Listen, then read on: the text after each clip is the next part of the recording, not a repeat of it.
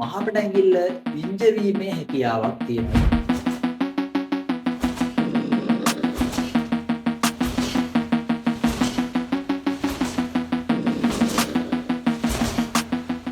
මේ පංච් එක එහෙම නැත්නම් සුකි එක ඕගොල්ලෝ ගොඩ දෙනෙක් කැමතිම මාතෘකාවක්. ඉතින් මම අද කතා කරන්න යන්නේ කොහොමද හරියට step by step පංච් එකේ හරි මෙකනිසම් එක මොකක්ද කියන එක සහ වැරදි අඩුවෙන් මේ පංච් එක ඕගොල්ලෝ පුරුදු වෙන්න ඕනේ කොහොමද කියන එක ගැන කතා කරන්න. ඉතින් මේ වීඩියෝ එක තමයි පංච් එක A-to-Z කතා කරන වීඩියෝ එක.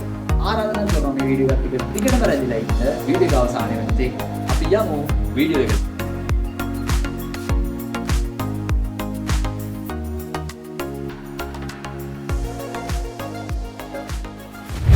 ඉතින් අපි මේ පංච් එකකට යන්න කලින් කොහොමද අපි මේ අත් දෙක හසුරවන්න ඕන විදිය ගැන අපි දැන් කතා කරමු.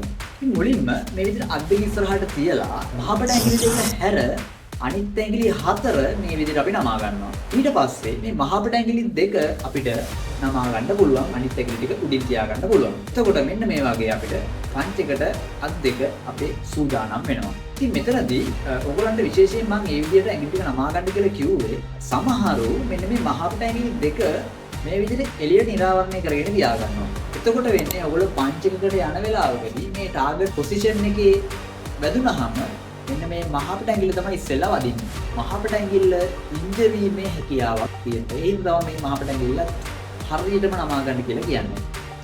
අනිත් කාරණාව තමයි රිස්ට් එක මේ ෂෝල්ඩර් එකත් එක්ක සමාන්තරව තියාගන්න ඕනේ.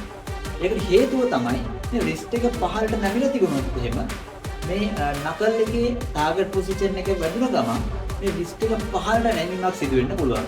ඒ හරහා රිස්ට් එක අපිට පිංජවීමේ හැකියාවක් තියෙනවා රිස්ට් එක. සහ උඩ අතරත් එහෙමමයි. මේ නකල් එක අපි මෙහෙම උඩ අතර පංච් කරොත් මේ නකල් එක වැදිලා මේ අත මේ රිස්ට් එක උඩට නැමීමේ හැකියාවක් තියෙනවා. එතකොට රිස්ට් එක ඉංජවීමේ හැකියාවක් එතනක් තියෙනවා. එවැනි කාරණා ගැන අපි සලකා බලන්න ඕනේ පංච් එකකට යනකොට සහ පංච් එකක් ප්‍රගුණ කරනකොට. හරි.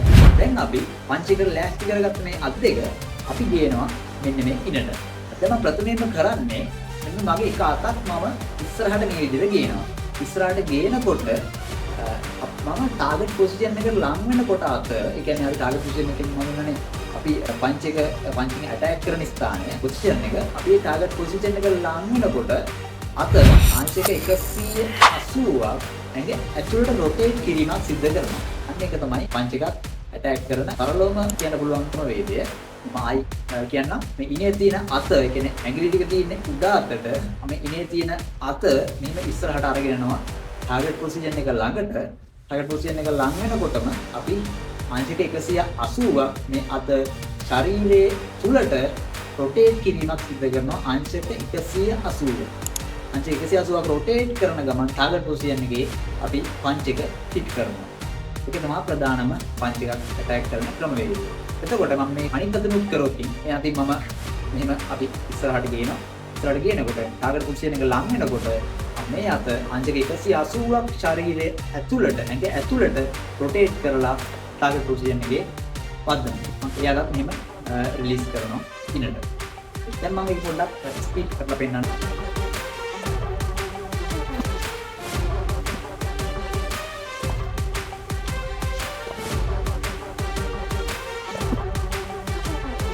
අපි සිංගල් පංචස් ඇටැක් කරන විදිහ අපි දැන් ඉගෙන ගත්තා. හැබැයි අපිට ඕනි බෑක් ටු බෑක් පංච් කරන්න. ඉතින් ගොඩ දෙනෙක් ආසයි අපි බලමු ඒක කොහොමද කරන්නේ.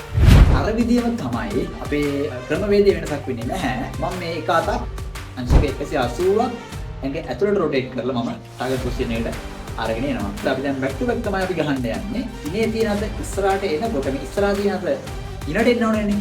දැන් මෙන්න මේ විදිහට එන්න ඕන. ඒක කොහොමද කරන්නේ? මේ ඉනේ තියෙන අත ඉස්සරහට අරගෙන එනවා. එතකොට මේ ඉනේ තියෙන අත මම ඇඟින් අංශක 180ක් ඇඟ ඇතුළට රොටේට් කරලා ඉස්සරහට අරගෙනකොට මේ ඉස්සරහා තිබ්බ අත අංශක 180ක් ඇඟින් එළියට රොටේට් කරලා ඉන්නට අරගෙන එනවා. ආයේ මේ ඉනේ තියෙන අත ඉස්සරහට අරගෙන එනවා. එතකොට මේ ඉනේ තියෙන අත මම ඇඟින් අංශක 180ක් ඇඟ ඇතුළට රොටේට් කරලා ඉස්සරහට අරගෙනකොට මේ ඉස්සරහා තිබ්බ අත අංශක 180ක් ඇඟින් එළියට රොටේට් කරලා ඉන්නට අරගෙන එනවා. ඕක තමයි සරලවම පංච් එකක් ඇටැක් කරන ආකාරය බැක් ටු බැක්. එතකොට ඒ ක්‍රමවේදයට පංචස් අපිට ප්‍රගුණ කිරීමේ හැකියාව තියෙනවා.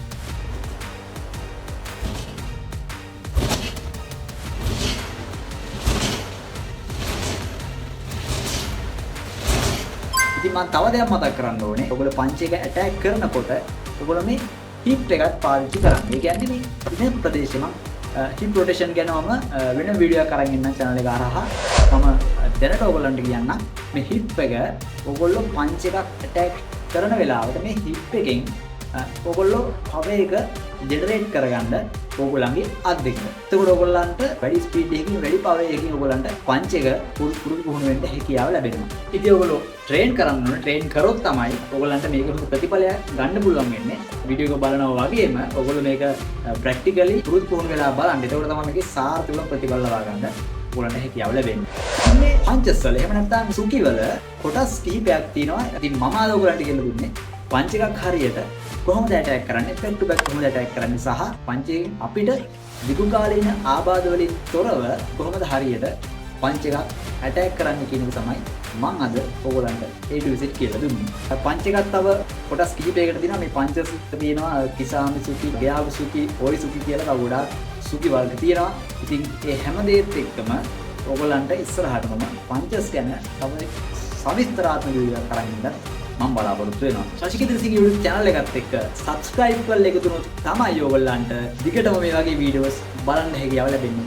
එහෙනම් අනිවාර්යෙන් ශශිකේත සිංහ YouTube channel එක subscribe කරලා තියාගන්න. ඊට එහා පැත්තේ තියෙන bell icon එකත් අනිවාර්යෙන් press කරලා තියාගන්න. ඒකට තමයි මම වීඩියෝ එකක් දාපු සැනින් ඔයගොල්ලන්ට notification එක මාර්ගයෙන් බලා ගන්න පුළුවන් වෙන්නේ. ඉතින් ඊළඟ වීඩියෝ එකකින් තවත් රසවත් ටෙක්නික් එකක් අරගෙන අපි ඉක්මනට හමු වෙමු. ඔයගොල්ලෝ හැමෝටම ජය වේවා.